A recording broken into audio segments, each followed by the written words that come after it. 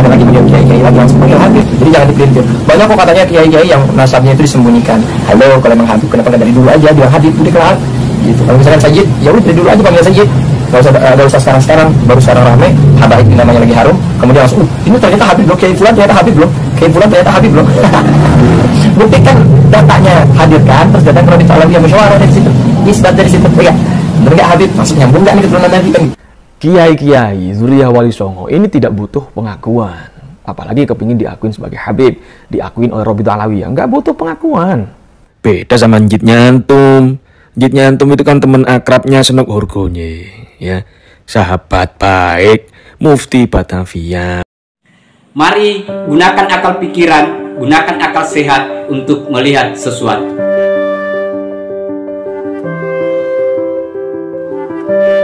Assalamualaikum warahmatullahi wabarakatuh. Salam sejahtera untuk kita semua, salam demokrasi dan salam pluralisme. Oke, jumpa lagi di Sahabat Rahmat Channel. Nah, untuk kali ini sahabat-sahabat, itu masih sekaitan dengan habaib di Indonesia. Nah, untuk video kali ini ada bocil. Saya bocil itu karena kelihatan dari wajahnya masih anak-anak. Mencoba menantangnya, memberikan respon terhadap Sayyid Zulfikar. Dan responnya juga mengada-ngada sahabat-sahabat. Karena menganggap bahwa kalau ingin juga harum namanya, maka yang merasa dirinya kiai itu harus ke Rabitul Alawiyah. Kiai di Nusantara itu tidak membutuhkan yang namanya habaib. Ingat itu. Karena mereka, para kiai kami, itu sudah punya tempat yang terhormat bagi kami. Bagi Indonesia. Tetapi sebelum itu sahabat-sahabat, mari kita dengarkan dulu seperti apa pernyataan dari si bocil ini, kemudian direspon oleh Sayyid Zulfikar. Untuk lebih lengkapnya kita lihat terlebih dahulu. Banyak juga katanya kiai-kiai itu dari keturunan Nabi SAW.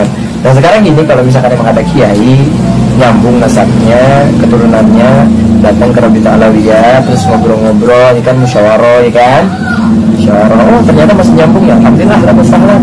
Kita nggak panggil kiai lagi, panggilnya langsung Habib Ahlan, gitu, sahlan, nomor apa, gitu, ya kan. Jadi nggak ada lagi panggil kiai-kiai lagi, langsung panggil Habib. Jadi jangan dipelintir. Banyak kok katanya kiai-kiai yang nasabnya itu disembunyikan. Halo, kalau emang Habib kenapa nggak dari dulu aja bilang Habib, udah kelar gitu. Kalau misalkan Sayyid, ya udah dari dulu aja panggil Sayyid. Gak usah sekarang baru sekarang rame. Habaib ini namanya lagi harum, kemudian langsung ini ternyata Habib loh, kiai fulan ternyata Habib loh, kiai fulan ternyata Habib loh. Buktikan datanya, hadirkan, terus datang ke Rabitul Alawiyah musyawarah dari situ, isbat dari situ, ya gak? Bener gak Habib? Maksud nyambung gak nih keturunan Nabi kan gitu? Antum buktikan nasab antum.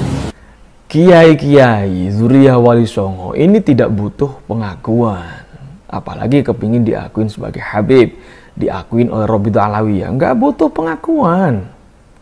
Wali Songo tidak pernah mendoktrin zuriyahnya dengan nasab, nggak pernah, dan itu nggak penting, ya.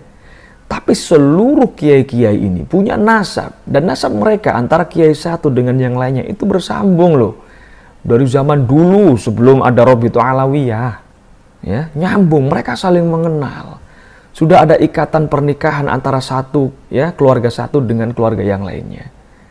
Makanya jangan kaget kalau di catatan nasab para kiai, ya, itu nasab dari jalur ibu ada semua, dari jalur ayah ada semua, dan itu per generasi ada semua.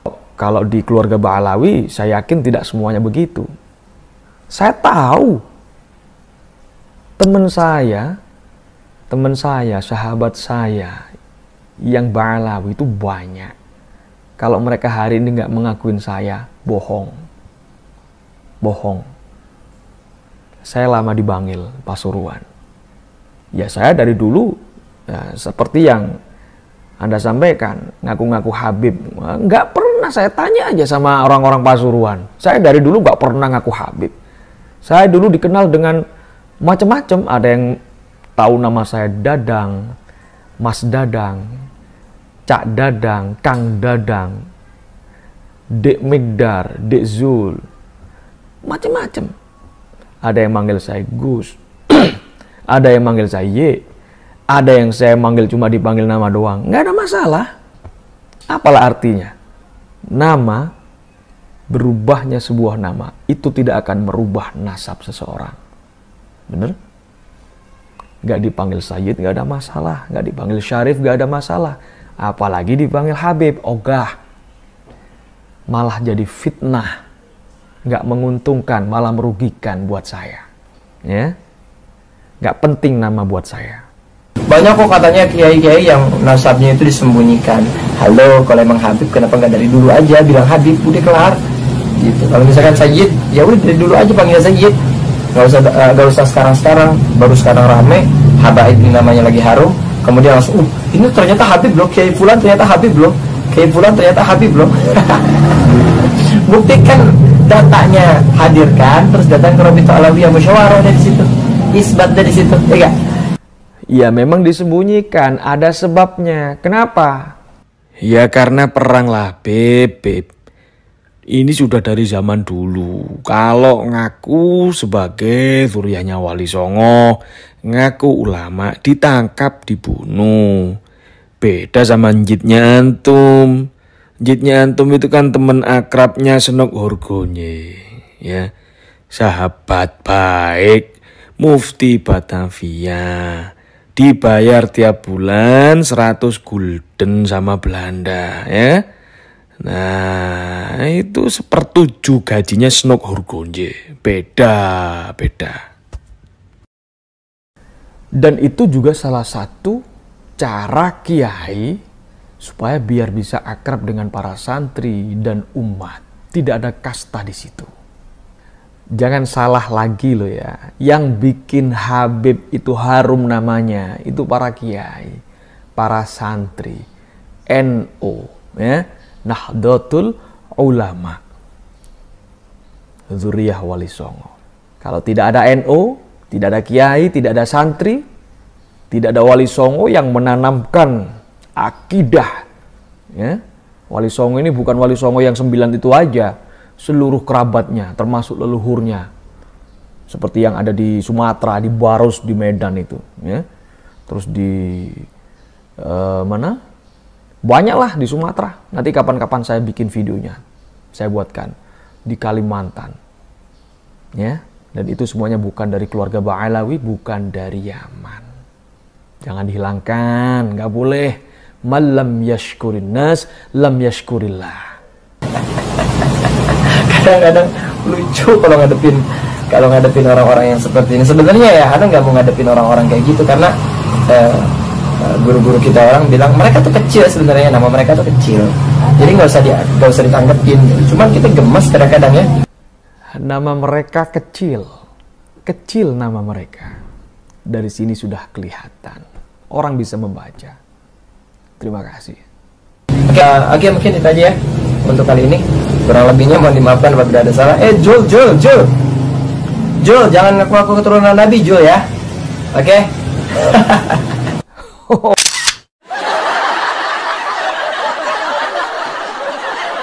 Nah, itu tadi sahabat-sahabat, kita sudah lihat ya bagaimana si bocil itu berkomentar sekaitan dengan ulama, sekaitan dengan Sayyid yang ada di Indonesia. Catatan pertama yang kita harus sampaikan kepada mereka, bahwa ulama kami di Indonesia itu tidak membutuhkan yang namanya habaib. Tidak penting. Mereka sudah punya tempat yang layak bagi kami. Tanpa ada yang namanya habaib, kiai kami itu sudah harum dari sononya. Dia yang ikut berjuang untuk mendirikan republik ini. Mereka-mereka itu ada sebelum negara ini berdiri. Itu yang pertama untuk si bocil ini. Kemudian yang kedua, para kiai kami di Nusantara ini, di Indonesia ini, itu tidak ada catatan sejarah untuk mengkhianat di republik ini. dan tidak pernah sama sekali bekerja sama dengan para penjajah. Ingat itu. Itulah kenapa beliau ini harum di mata kami. Coba cross check dari nenek moyang Anda. Jangan-jangan Anda bagian dari yang bekerja sama dengan para penjajah itu. Itu.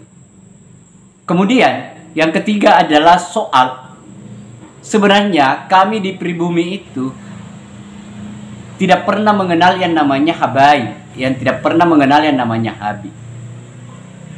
Sebagai surya Nabi Muhammad sallallahu alaihi wasallam, yang kami tahu, yang kami dengar, yang harum namanya di kami itu adalah Sayyid. Di mana-mana dari Sabang sampai Merauke itu adalah Sayyid. Mereka itulah yang berjuang bersama-sama dengan pribumi untuk membebaskan Indonesia dari kungkungan penjajah. Wali Songo, kau mau munafikan atas perjuangan beliau? Belajar sejarah. Belajar sejarah. Bagaimana gigihnya Wali Songo menanamkan rasa nasionalisme, rasa cinta terhadap agama, rasa cinta terhadap NKRI. Nah, bagaimana dengan Anda? Apa yang Anda sudah lakukan? Yang seakan-akan bahwa air ini harum namanya. Pakai parfum apa lu? Kan itu yang menjadi aneh. Itu nyeleneh cara menjawabnya. Kalau Anda berseberangan antar kelompok, jangan kait-kaitkan dengan ulama, kiai. Jangan. Kiai itu tidak membutuhkan nama. Ingat itu, kiai itu tidak membutuhkan nama. Jadi jangan dikait-kaitkan. Para ulama kami itu betul-betul kami hormati, kami hargai. Tidak seperti dengan kalian, hanya dengan memanfaatkan kondisi saja surya Nabi yang tidak jelas juga kesuryatannya. Nah itu sahabat-sahabat, kalau misalnya kita mau lihat sejarah, lihat saja sejarahmu. Kami ini tinggal di Indonesia, kami dibesarkan di Indonesia, dan moyang kami itu berjuang bersama dengan para Sayyid, para keturunan Wali Songo. Dan Anda dengan mudahnya Anda mengatakan bahwa kalau Anda mau mengubah karena harum namanya. Dari mana harumnya? Ini yang orang ngaur ini ya. Nah, oke sahabat-sahabat.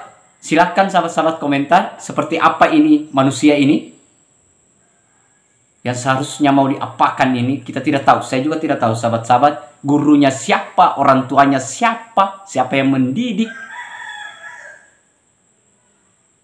Cara komennya kelewatan ya, orang-orang yang seperti ini sahabat-sahabat. Sekali lagi mari kita jaga kiai. Kiai adalah peletak perjuangan kita, tak bangsa kita, sehingga layak untuk kita hormati. Saya kira itu. Terima kasih banyak. Akhir kata dari saya, wassalamualaikum warahmatullahi wabarakatuh. Salam demokrasi, salam pluralisme, NKRI harga mati.